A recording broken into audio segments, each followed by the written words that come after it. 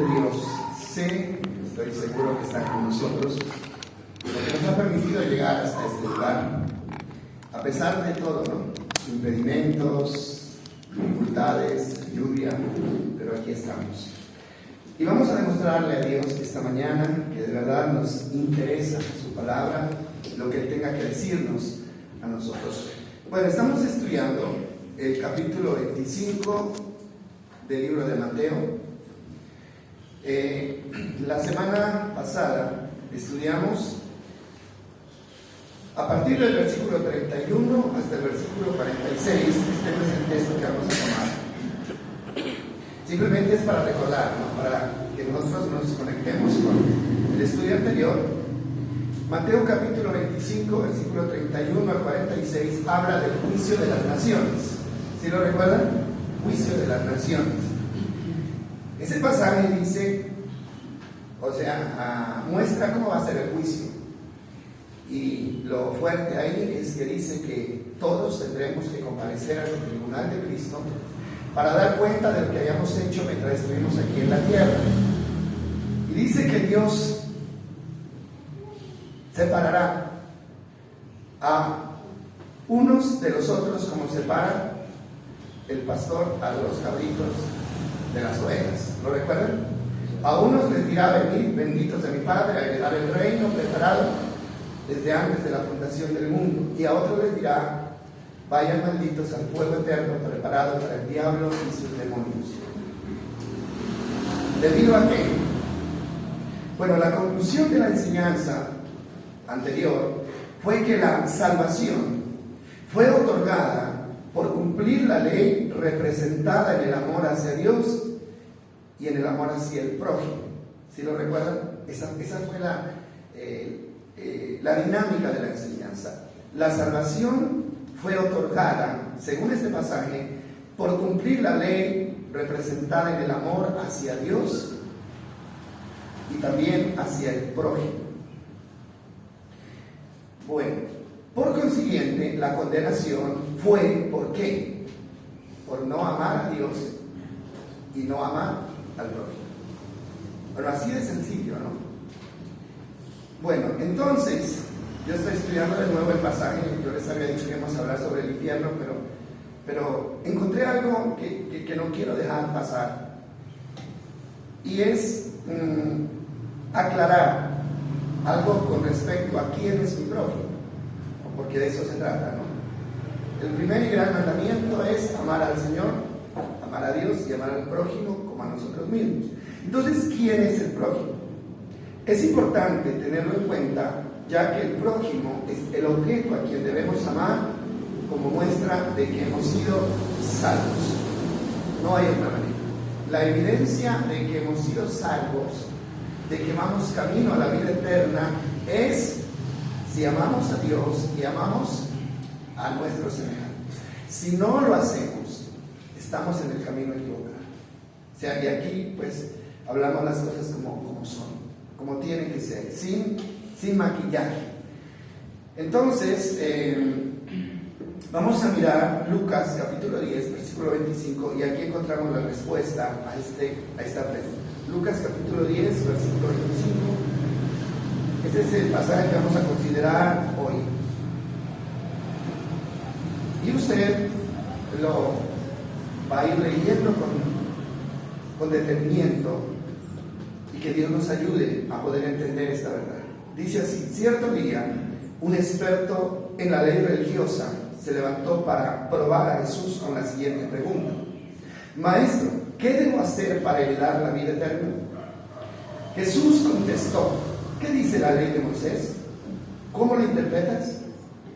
El hombre contestó: amarás al Señor tu Dios con todo tu corazón, con toda tu alma, con toda tu fuerza y con toda tu mente, y amarás a tu prójimo como a ti mismo.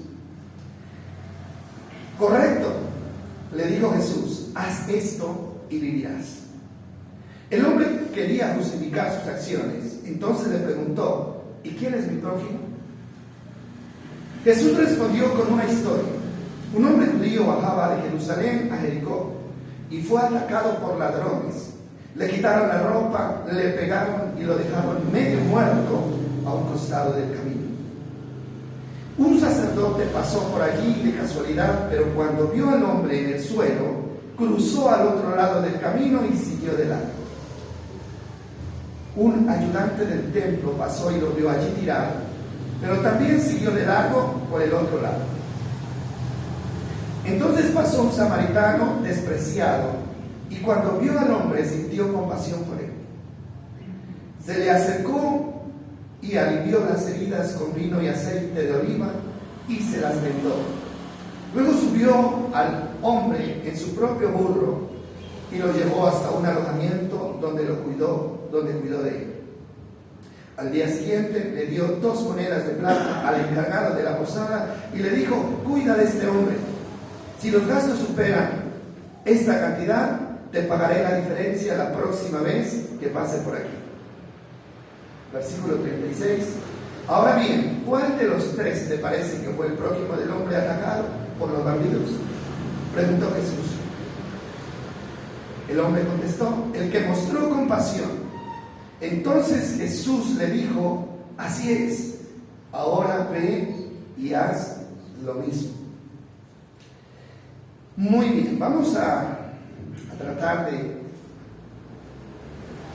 de discernir esta palabra. Y lo primero que sale a relucir aquí es la pregunta, ¿no? Un líder de la ley religiosa, dice, eran los fariseos, los maestros de la Biblia de aquel entonces. Dice que se le acercó a Jesús para hacerle una pregunta. ¿Y cuál fue la pregunta? ¿Cuál fue? ¿Ya se olvidaron? ¿Qué debo hacer para heredar la vida eterna? ¿Qué significa esto? Mira, ahí está, ¿no? La pregunta, versículo 25, ¿qué debo hacer para heredar la vida eterna? ¿Esto qué significa? Significa, ¿qué debo hacer para salvarme? Para no ir al infierno. ¿Qué debo hacer para ir al cielo cuando ya no esté aquí? Esa es la pregunta. Bueno, entonces, la respuesta a esta pregunta es lo que todos deberíamos buscar, ¿sí o no? Todos deberíamos buscar esta respuesta, ya que esa es la meta final de todo creyente. O sea, la meta final de todo creyente es la salvación. Y si un creyente no está enfocado en esa meta de la salvación, entonces lo decimos siempre, no tiene sentido que hagamos algo para Dios. No tiene sentido ni leer la Biblia, ni ir a la iglesia, ni orar, nada tiene sentido si nuestro objetivo no es la salvación de nuestra alma. Todo carece de sentido si realmente no es ese el objetivo. Entonces, frente a esa pregunta hay muchas respuestas, ¿no? Dependiendo a quién se le pregunte, será la respuesta. Hay miles de respuestas. Si usted va a una persona de determinada religión y le pregunta a usted qué dice, cómo me puedo salvar, entonces esa persona, de acuerdo a lo que interpreta, le dice, tiene que hacer esto, esto y esto y esto. Si usted va a otro lugar, es posible que tenga respuestas diferentes. Así es. Entonces, aquí este líder religioso fue a quien tenía que ir. A la persona correcta, que es el autor de la salvación. ¿Quién mejor para decirnos qué hacer para heredar la vida eterna que el mismo que construyó la salvación? Es como los manuales, ¿no? Los manuales que vienen con los equipos, equipos electrónicos, cualquier clase de equipo. Si usted tiene una duda respecto al manejo del equipo, ¿quién es la persona más indicada para darle una respuesta? El que fabricó el equipo. Entonces, ese hombre fue a la persona correcta, porque él es el autor de la salvación. Por lo tanto, mis amados, yo creo que vale la pena considerar esta respuesta, ¿sí o no? Esta respuesta debe tener mucho valor para aquellos que realmente tienen la curiosidad de cómo heredar la vida eterna. Para el que no le interesa la salvación, esto no va a ser importante. Pero para el que le interesa llegar, esta respuesta es muy importante. Entonces, ¿qué debo hacer? Es interesante que Jesús le responde con otra pregunta. ¿Miraron ustedes? Él le responde con otra pregunta, versículo 26. ¿Qué dice? Jesús contestó, ¿qué dice la ley de Moisés? Así contestó Jesús a la pregunta, ¿qué dice la ley de Moisés? ¿Cómo la interpretas? En otras palabras, la respuesta de Jesús es, ¿conoces lo que dice la ley de Dios? ¿Qué dice la ley de Dios? Entonces este hombre contestó y le dijo, bueno, amarás al Señor tu Dios, ya lo leímos, y el versículo 28, mire lo que dice, el versículo 28, Jesús le dijo, correcto, haz esto, ¿y qué? Y vivirás. Ahora, detengámonos un momento aquí y analicemos esto que vale la pena analizar. Lo que Jesús le dice, tú tienes la información correcta. Lo único que te falta es ¿qué? Hacerla, ponerla en práctica. Tienes la información correcta, sabes lo que tienes que hacer, pero lo que te falta es ponerla en práctica. Si lo entendemos de esa manera, ¿verdad? El hombre que hizo la pregunta, ¿no?, respondió de memoria, porque conocía cuál era la ley de Dios. Él la conocía. Es más, Jesús no se lo inventó. Esta ley ya venía desde atrás porque ellos la conocían, y si no la hubieran conocido, este hombre no lo hubiera recitado así. Entonces, sí conozco la ley. ¿Cuál es la ley? La ley está resumida en 2 mandamientos, ¿no? Ama a Dios y ama a tu prójimo. Y el que ha hecho esto ha cumplido toda la ley. Felicitaciones. Lo sabes, pero lo estás haciendo. Esa fue la pregunta. Ahora, ¿lo estás haciendo? Creo que aquí está el problema del creyente de todos los tiempos. No sé si ustedes están de acuerdo conmigo. Este es el problema de los creyentes de ese tiempo y los creyentes de ahora también. Tenemos mucha teoría, pero poca práctica. No sé si usted está de acuerdo conmigo. Mucha teoría y poca práctica. Hermano, en los años que usted lleva de estudiar la Biblia, es imposible que usted no conozca qué es lo que tiene que hacer. ¿Lo sabemos o no lo sabemos? ¿Qué dicen ustedes? Es más, hermano, habemos personas con años de estudiar la Biblia, años de escuchar la palabra de Dios. O sea que el problema aquí no es falta de información. El problema aquí es falta de voluntad para hacer lo que sabemos que tenemos que hacer. ¿Sí estamos de acuerdo? No es falta de información. Hermano, ¿hace cuánto usted sabía que existe un mandamiento que dice que hay que amar al prójimo? ¿Hace cuánto lo sabía? Hermano, así usted no haya ido a una iglesia evangélica. Anteriormente en la escuela enseñaban los 10 mandamientos, ¿sí o no? Y uno de los 10 mandamientos es ese: ama al Señor, el primer y gran mandamiento. Ama al Señor, a Dios, y ama a tu prójimo como a ti mismo. Ya lo sabíamos. Entonces no es falta de información, y este señor tampoco tenía falta de información aquí. Simplemente él no tenía voluntad para hacerlo. Este es un problema grave. Ya habíamos estudiado que dice la palabra del Señor que es mejor no haber conocido a Dios que después de haberlo conocido alejarse de su mandamiento. Es mejor no haberlo conocido. ¿Por qué? Porque al que más se le da, ¿qué dice? Más se le demanda. Del que más conoce, más se espera. Se espera a Dios de nosotros.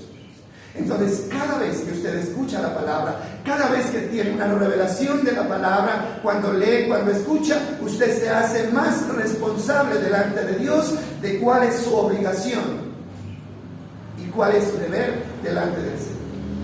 Entonces, bueno, vamos a mirar lo que dice Santiago 1:27.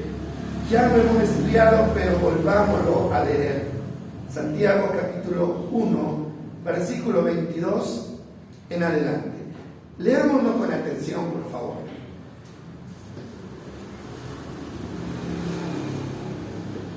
Miren lo que dice. Pero no solo escuchen la palabra de Dios, tienen que ponerla en práctica. De lo contrario, solamente se engañan a ustedes mismos. Hermano, no hay peor mentiroso que el que se engaña a sí mismo. ¿Sí? Porque ¿cómo es posible que yo me engañe a mí mismo? ¿No?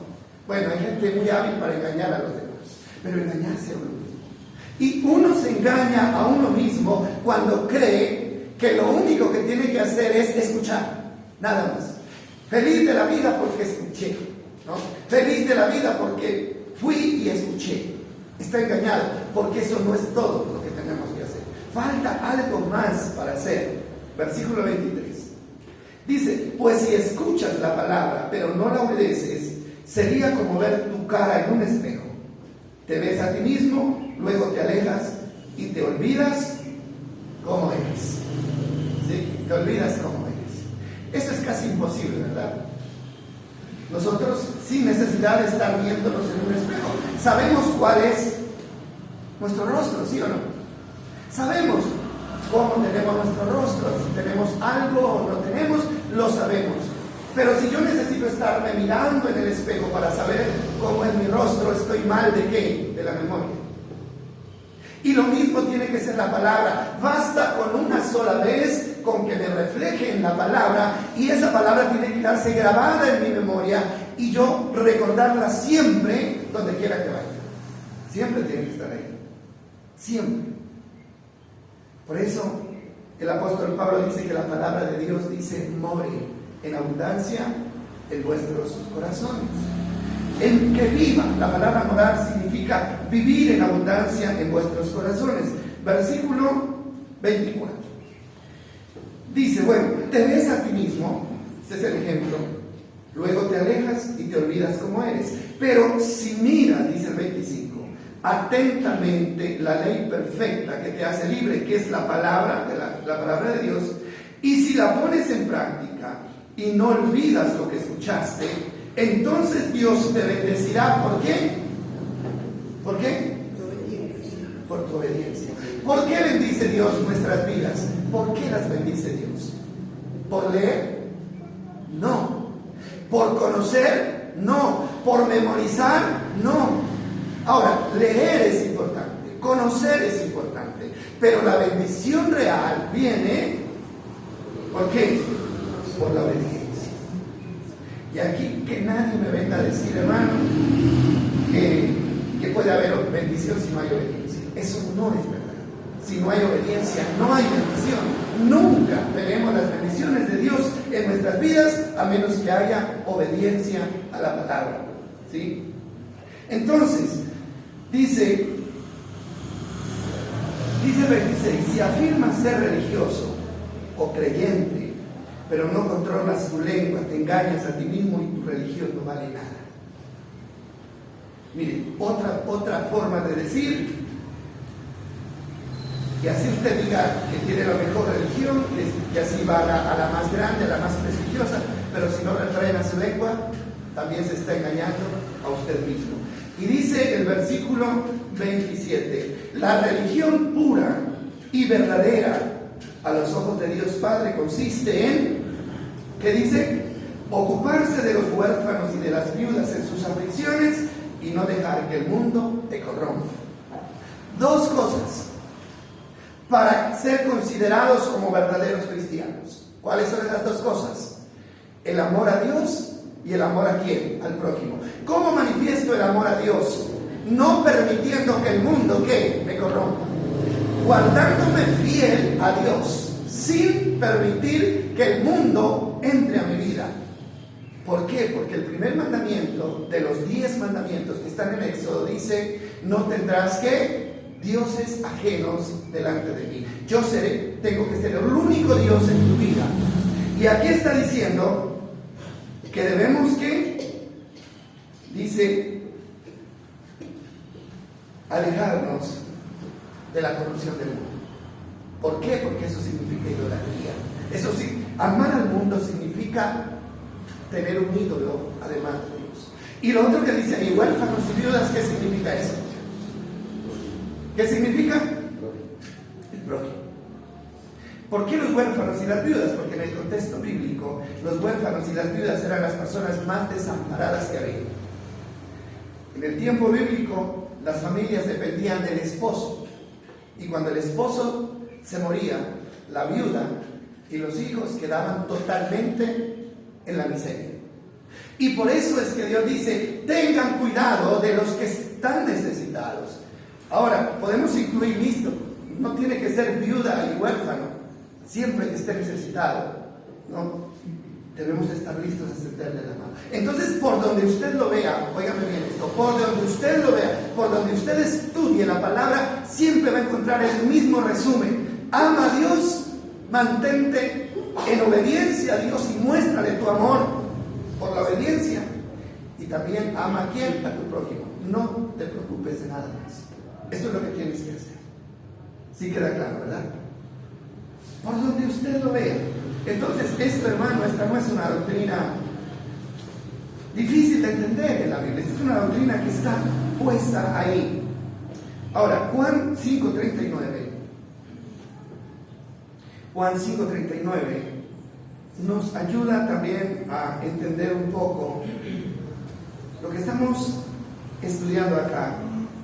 Y esta es una palabra que Jesús les dice a los fariseos, ¿no? Ahora, me llama la atención porque los fariseos se preciaban de ser los más estudiosos de la Biblia. Y de verdad lo eran.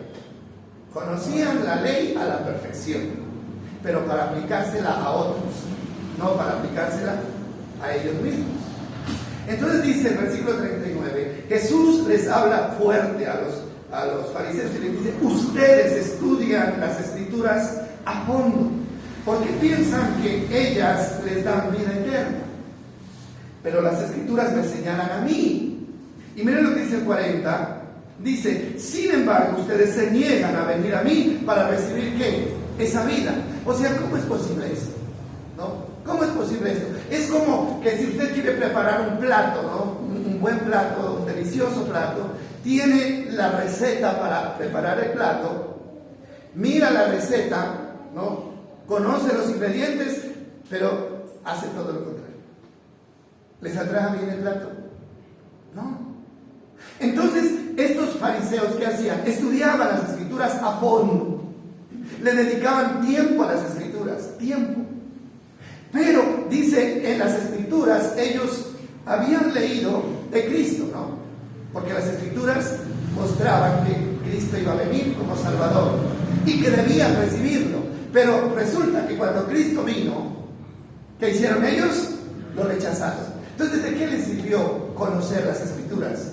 Si en el momento de aplicar esas escrituras a su vida, las hicieron a un lado y se quedaron con sus razonamientos.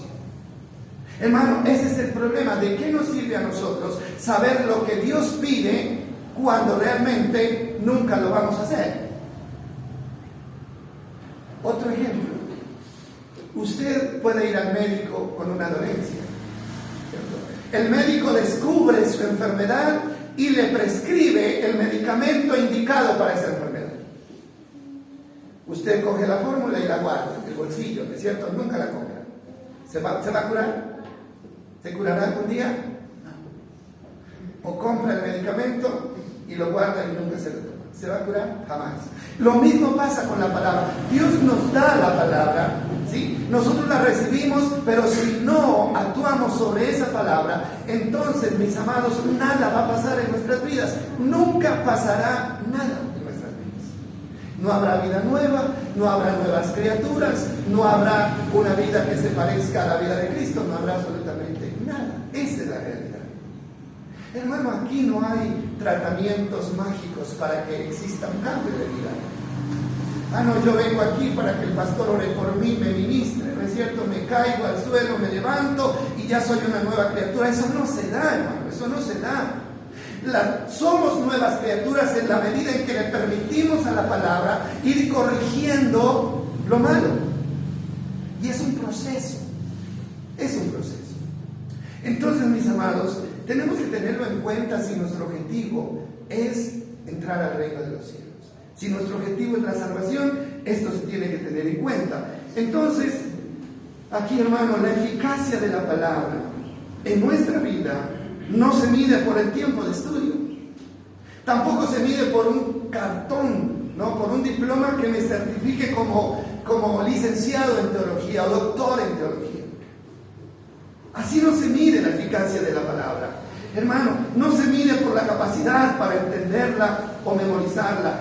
La eficacia de la palabra se mide por el efecto que tiene en nuestra conducta y en nuestras acciones. Así es. Hermano, hay gente que puede tener la pared llena de diplomas, ¿no? Certificaciones de que conoce la Biblia, el griego, el arameo, todo esto. Hermano, pero ¿de qué le sirve si esa palabra no ha hecho efecto en su vida, en su conducta, en sus acciones? ¿De qué le sirve? De nada. Y nosotros no vamos a ser juzgados por lo que conocemos. ¿Por qué vamos a ser juzgados? Según lo que ya aprendimos. Por lo que hacemos. Y cada uno dará cuenta de lo que hayamos hecho. No de lo que hayamos aprendido, de lo que hayamos hecho, dice Pablo, mientras estuvimos ¿dónde? Aquí en la tierra. Qué bueno, hermano, que Dios tuviera en cuenta, ¿cierto? Solo el conocimiento. Entonces ya estaríamos graduados. Pero Dios está teniendo en cuenta nuestros hechos, cada uno de nuestros hechos. Gálatas 6:2. Gálatas 6:2 es el apóstol Pablo hablándole a la iglesia. Dice así: ayúdense a llevar los unos las cargas de los otros y obedezcan de esa manera la ley de ¿quién? ¿Cuál es la ley de Cristo? ¿Cuál es la ley? La ley del amor, mis amados, la ley del amor. Cuando a Cristo le preguntaron cuál es el primer y gran mandamiento de la ley, ¿qué respondió? Lo mismo que hemos estado diciendo: ama a tu prójimo y ama a Dios. Esa es la ley de Cristo, hermano. Y mientras no haya amor, nunca vamos a poder ayudarnos a llevar las cargas los unos de los otros. Nunca podremos hacerlo. Decíamos anoche que es preocupante la condición a la que el mundo ha llegado hoy, por falta de amor. No hay amor. El amor va desapareciendo cada día más y más. Hermano, y en la medida en que el amor desaparece, el egoísmo crece. ¿Cierto que sí? El egoísmo crece. Hermano, ni aún en ese círculo más cercano que es la familia se ve el verdadero amor. Familias atacándose dentro del seno de la familia, dañando al esposo, a la esposa, al esposo, los hijos a los padres a los hijos, sin importar nada, absolutamente nada. Con corazones tan empedernidos, tan duros, que parece que nunca han sido tocados por la palabra. Nunca. Y esto va a ir empeorando. Porque una de las profecías dice que el amor de muchos, que dice, crecerá, se enfriará. Hermano, pero si el amor se enfría, es una muestra de que usted perdió el camino. Cuando el amor a Dios, al prójimo, incluyendo a la familia, se enfría, eso es una muestra de que usted perdió el camino. Perdimos el camino. Y a veces no importa. No importa, lo importante es salirme con la mía, lo importante es beneficiarme yo, lo importante es sentirme satisfecho, no importa si el otro llora, si sufre, si le duele, no importa. ¿Qué hay en ese corazón? ¿Amor? No puede haber amor en un corazón así. Entonces,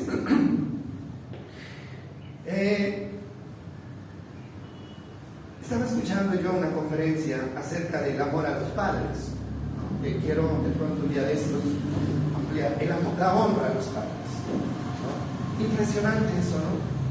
La honra a los padres. ¿Cómo la honra a los padres se ha perdido? ¿Se perdió? Totalmente perdido la honra a los padres, ¿sí? Y eso lo hablaremos en una próxima. Ahora volvamos a Lucas 10. En el versículo 28, Lucas 10, 28.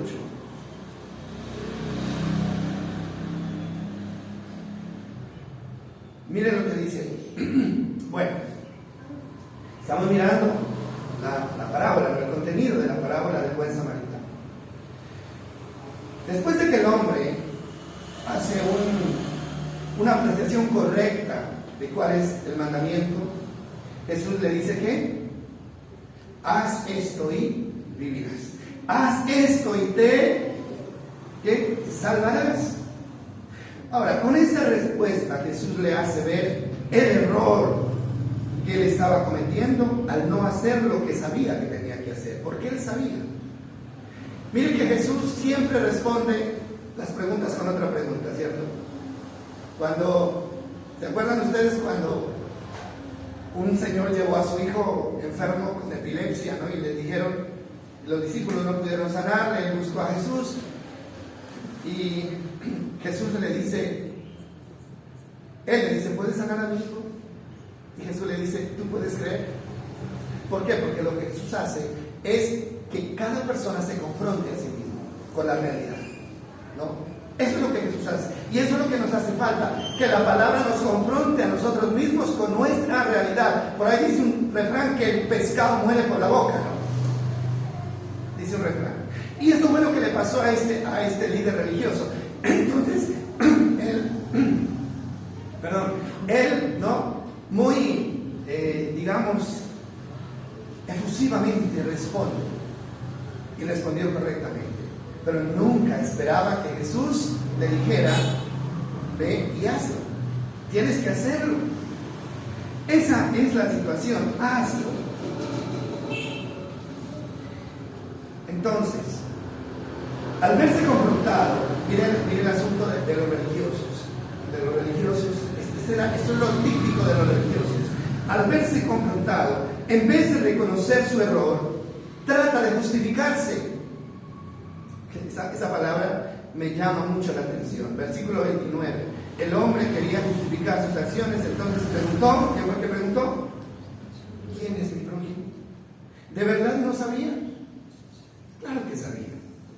¿Cómo no iba a saber si era experto en la ley de la Biblia? ¿Quién es mi prójimo? Para justificarse. Entonces, él dijo, yo no sé quién es mi prójimo, por eso no lo amo. No puedo amar, no, porque no sé quién es mi prójimo. Mentiras.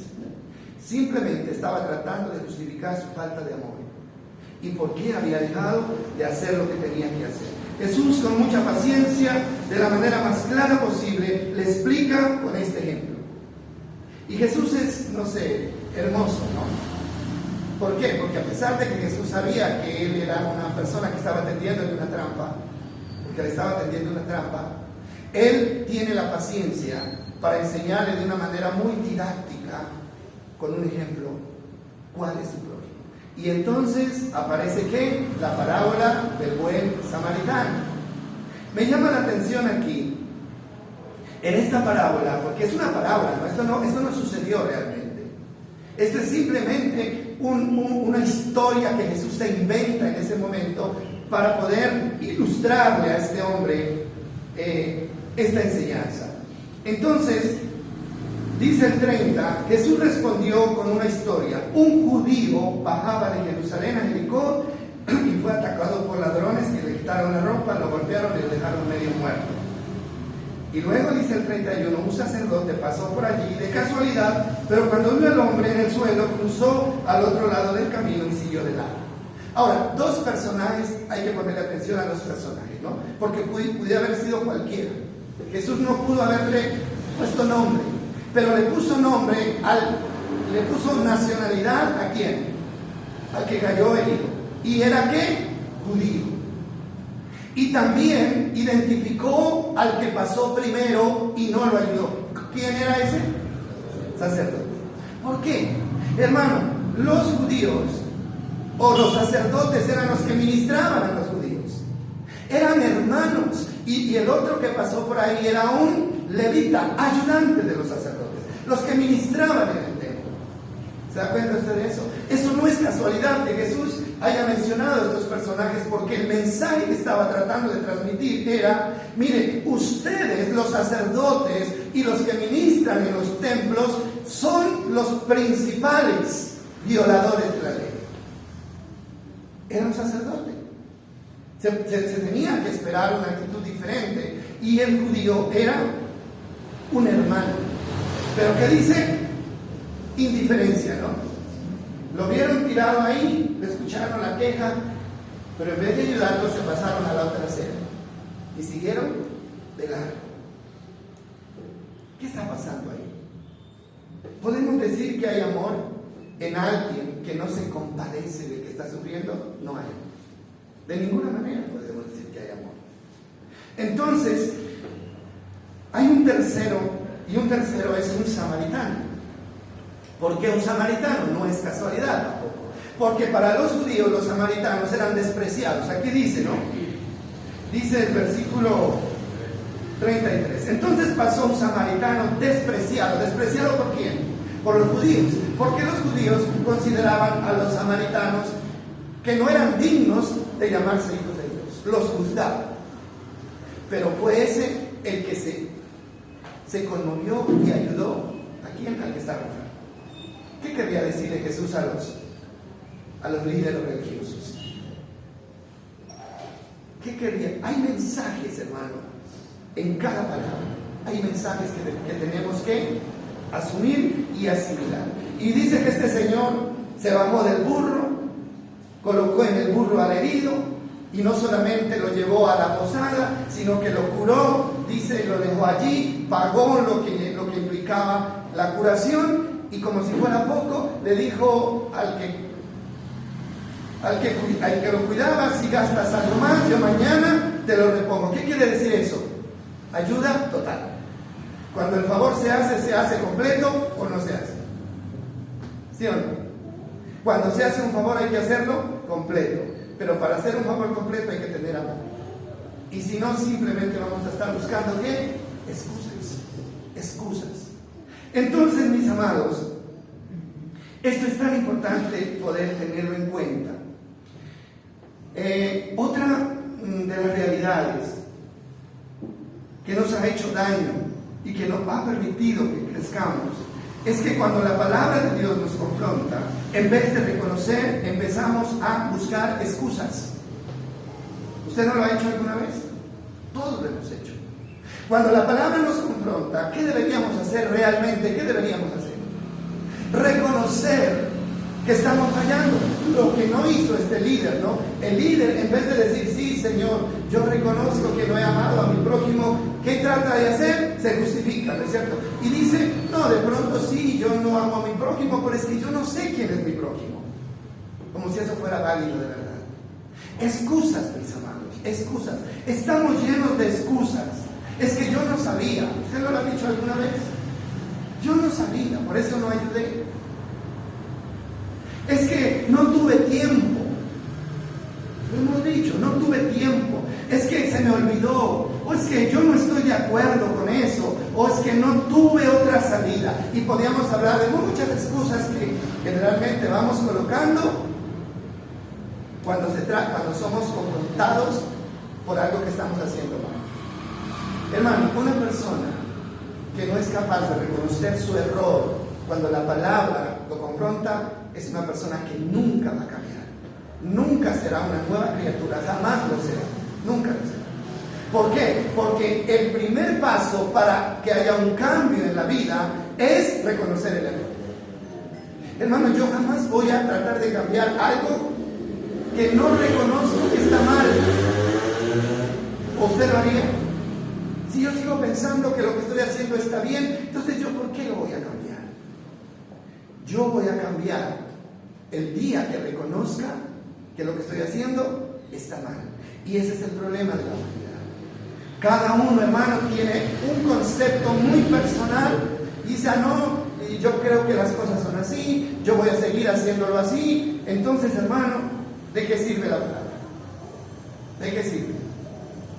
No, y ese es el problema. La palabra nos habla y nos habla y nos habla y cada vez nos hace ver nuestros errores con la esperanza de que un día reconozcamos y demos el paso hacia el cambio. ¿Sabe que el pueblo de Israel nunca cumplió las expectativas de Dios? Nunca. ¿Sabe por qué? Porque fue un pueblo terco. Fue un pueblo duro de corazón. Fue un pueblo obstinado. ¿Qué significa? Esas son las palabras que él utiliza. Obstinados. Siempre pensaron que ellos tenían la razón. Nunca le dieron la razón a Dios. Y ahí no hay posibilidad. Segunda de Timoteo 3:16. Segunda de Timoteo 3:16. Ahí encontramos, hermano, cuál es el propósito de la palabra. Miremoslo un momentico. ¿Para qué Dios dejó la palabra escrita? ¿Sí? ¿Sabe para qué? Ahí está. No te la había pasado la cita, ¿verdad? ¿Ya está? ¿Para qué?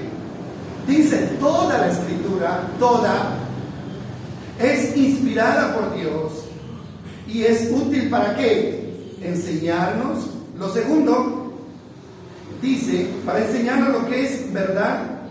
Y lo segundo es para hacernos ver lo que está mal en nuestras vidas. Póngale cuidado a eso. La escritura está allí para enseñarnos y hacernos ver lo que está mal en nuestras vidas. Nadie le podrá hacer ver de una manera más clara lo que está mal en su vida que la palabra. Nadie.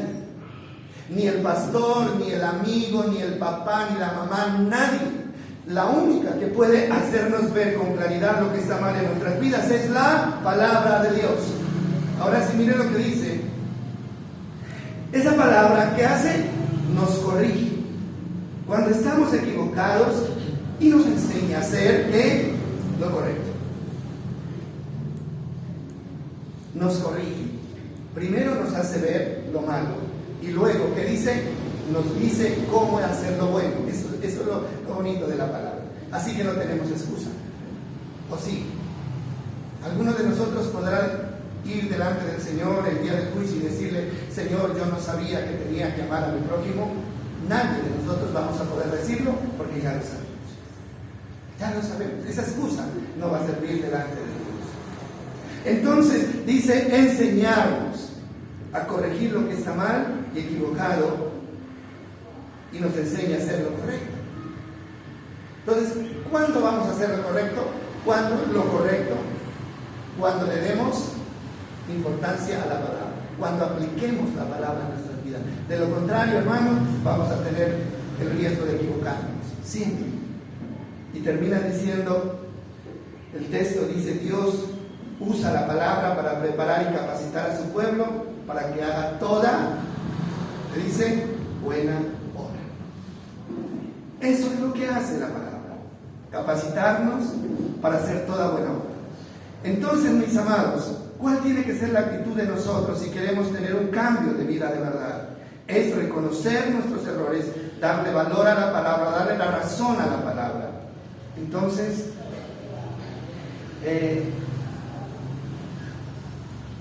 la realidad, mis amados,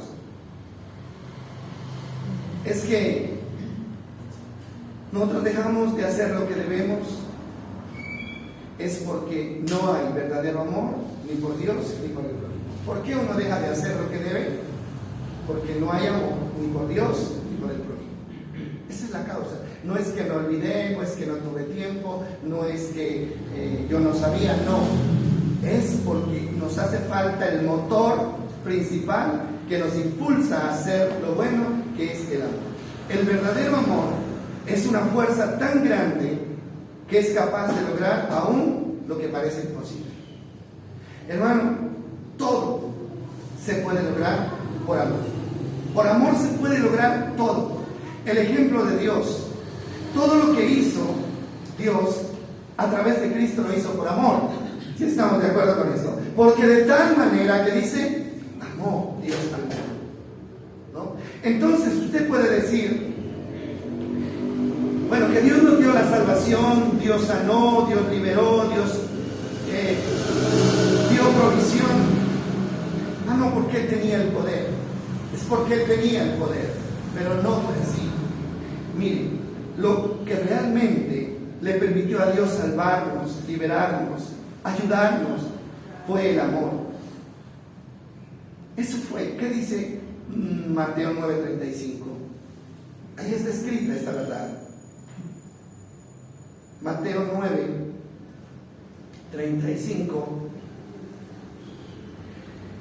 dice así: Jesús recorría todas las ciudades y aldeas de esa región, enseñando en las sinagogas y anunciando la buena noticia acerca del reino.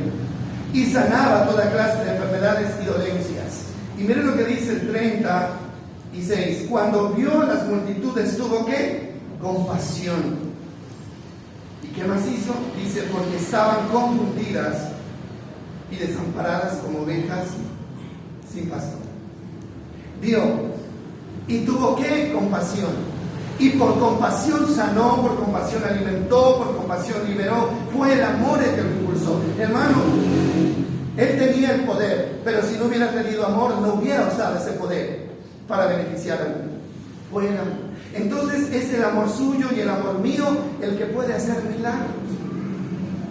A veces, hermanos, nos limitamos a nosotros mismos y siempre vamos de, es que yo no tengo, es que yo no puedo, es que yo no soy capaz, y miramos los recursos. Pero la realidad es que falta dentro de nosotros la fuerza que nos impulsa, que es el amor. El amor lo puede lograr absolutamente todo. Y para ir concluyendo, miremos el 36 de Lucas 10. Ya después de que él le muestra el ejemplo, la parábola, el hombre la entiende bien. Entonces Jesús le dice, ahora bien, ¿cuál de los tres te parece que fue el prójimo del hombre atacado por los bandidos? 37, le dice el hombre, el que mostró compasión. El que mostró compasión. Mire que nosotros, algo curioso ahí, yo siempre pensé que el prójimo era el otro, ¿no? El prójimo era el necesitado, pero aquí no es el necesitado. ¿Quién es, según el texto? Miren la respuesta. El que tuvo compasión. No era el que había sido herido, el prójimo. En este caso, el prójimo era el que tuvo compasión y ayudó al necesitado. ¿Sabe qué significa la palabra prójimo? Significa próximo. Y ahí viene la palabra. Prójimo, próximo. Eso significa el que está cercano. El que siempre está cerca. Eso significa la palabra prójimo. Entonces esa palabra es aplicable tanto al que brinda la ayuda porque está cerca del necesitado, como el que recibe la ayuda porque está cerca del que está brindando la ayuda. No sé si me hice entender. Simplemente es próximo. Hermano, y esto es así. Nosotros siempre debemos estar cerca de los que están ¿qué? Necesitados. Entonces vamos a hacer ese prójimo, cerca de los necesitados.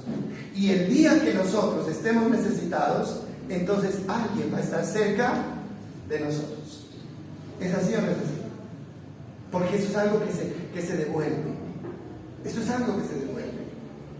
Entonces, necesitamos entender, mis amados, que lo que nosotros hacemos, hermano, eso no se lo lleva el viento. Lo que usted haga o deje de hacer son como semillas que se siembran, siempre lo hemos dicho. Semillas, las acciones suyas son semillas que se siembran y que con el tiempo van a crecer y a dar fruto. Y ese es un principio bíblico. Todo lo que el hombre sembrare, que dice, eso también cosechará. Hermano, hay gente que vive quejándose de que nadie lo quiere. ¿Sí o no? Es que a mí nadie me quiere. ¿Sabe por qué nadie lo quiere? Porque esa persona no quiere a nadie. Esa es la verdad. Y si uno no se quiere a uno mismo, ¿cómo va a querer a los demás? ¿Será que yo puedo querer a otro si no me quiero a mí mismo? ¿Será que puedo? Por eso dice, ama a tu prójimo como te amas a quién. A ti mismo. Y el amor que yo tengo por mí mismo es el mismo amor que yo le voy a dar a otros. Si yo no me acepto a mí mismo, ¿cómo puedo aceptar a otros? ¿Será que se puede? No. Es que a mí nadie me ayuda. Es que usted nunca ha ayudado a nadie. Usted nunca ha sembrado una semilla de ayuda. Nunca lo ha sembrado. Por eso nunca la va a tener. No sé, ¿me hago entender? Hay gente que vive sola y muere sola. ¿Por qué? ¿Por qué mueren solos? Porque nunca se acercaron a nadie. Por eso nadie se les va a acercar. Ah, no, yo soy capaz de vivir solo y de morir solo. Bueno, de pronto porque la persona tiene juventud, tiene posibilidades, tiene plata, por eso se acaba. Eso se acaba, mis amados. Una persona que se mira al espejo y se ve fea, hermano, va a ver feo a todo el mundo. Así es, a todo el mundo va a ver feo. Entonces, tenemos que empezar a amarnos a nosotros mismos. O sea, no en ese sentido de amor egoísta, no. Hay gente, hermano, que no se ama. ¿Cómo podemos decir que no nos amamos? Hay gente, hermano, que está abusando del trabajo. Si me están abusando del trabajo, no descansan. ¿Sí? No descansan. ¿Y por qué lo hacen? O sea, ¿por qué se dañan? ¿Por qué se perjudican? Sabiendo que se están perjudicando. ¿Sabe por qué? Porque aman más la plata que a ellos mismos. Y un día va a llegar el día en que su cuerpo se va a dañar tanto que toda esa plata no les va a alcanzar para curar su cuerpo por el daño que se hicieron. ¿Sí? Hermano, hay que tener cuidado, ¿no? Hay gente que por trabajar ni come, no duerme. ¿Para qué? Es la pregunta, ¿no? Hay gente, hermano, que guarda rencor en su corazón, sabiendo que el rencor le hace ¿qué? Daño, ¿no? Sabiendo que ese rencor lo está lastimando por dentro y lo está carcomiendo por dentro y no lo quieren soltar. Hermano, tantas maneras de que no nos amamos a nosotros mismos. Pero el Señor dice que alguien que no se ama a sí mismo no puede amar a los demás. Hay que aceptarnos a nosotros y empezamos a aceptar a los demás. Si usted se ve bonito, va a ver bonito a todo el mundo, ¿sí? Si usted se acepta, los demás lo van a aceptar. Eso usted póngalo a prueba. Si usted se coloca una ropa, un vestido que usted cree que le queda mal, ¿no? Que no le queda bien y sale a la calle, ¿cómo se siente? Usted siente que todo el mundo lo está viendo y lo está señalando, ¿no es cierto? Pero los demás ni cuenta se dan. Es usted el que se siente así. Y eso lo proyectan hacia los demás. Pero si usted se coloca un vestido y se ve al espejo y se siente bien con ese vestido, entonces sale a la calle feliz de la vida, y eso sí lo notan los demás. Lo notan los demás. Todo lo que proyectamos, nosotros proyectamos todo lo que hay en nuestra vida. Así que no nos quejemos de que porque no nos aman, de que porque no nos escuchan, es lo que sembramos, es lo que estamos sembrando. Ahora, y si usted quiere que las cosas cambien, lo dice la palabra. Dice: el que quiera ver días buenos, te dice, refrene su lengua y apártese del mal. El que quiera ver días buenos, refrene su lengua y apártese del mal. Busque la paz y siga. Ese es el consejo de parte de Dios. Así que bueno, terminamos acá. Terminamos. Y si usted, como lector de la Biblia, se da cuenta, hermano, que hay muchos casos donde Dios habla de la importancia del amor, y si miramos desde este punto lo que Jesús dijo en el juicio final, tiene mayor sentido, ¿verdad? Esto tiene mayor sentido. Todo gira en torno al amor. Una cosa que quiero decirles para terminar es que no se puede entrar al reino de Dios sin amor. Al reino de Dios no se puede entrar sin amor. Una persona que no ama tiene el reino de Dios cerrado. Y nada, absolutamente nada lo podrá abrir. Esa es la realidad. Así que, ¿quién es el que nos da el amor? ¿Quién es el que produce el amor en nuestras vidas? El Espíritu Santo. Hasta que Él no esté ahí produciendo ese amor, entonces todo esfuerzo humano será inútil. Amemos a Dios. ¿Cómo le demostramos el amor a Dios? Obedeciendo sus mandamientos. ¿Cómo le demostramos el amor al prójimo? Ayudándolo y no siendo indiferente por sus necesidades. Vamos a darle gracias a Dios. Señor, qué bueno, bendito Dios, haber podido escuchar, Señor, lo que tu palabra tiene para nosotros esta mañana, bendito Dios. Señor de los cielos, nosotros sabemos, Padre, que que tu palabra, Señor, es viva y eficaz y más cortante que toda espada de dos filos. Y que es, Señor, el momento oportuno para poder poner atención a esta palabra. Gracias, bendito Dios, porque tienes paciencia y así como le explicaste, Señor, a este líder religioso, hoy nos explicas con detalle, Señor, qué hacer para heredar la vida eterna. Señor, gracias, valoramos, agradecemos, Señor, y te bendecimos por seguir aconsejándonos como un Padre amoroso aconseja a sus hijos. Gracias, Dios, en el nombre de Jesús. Amén y amén.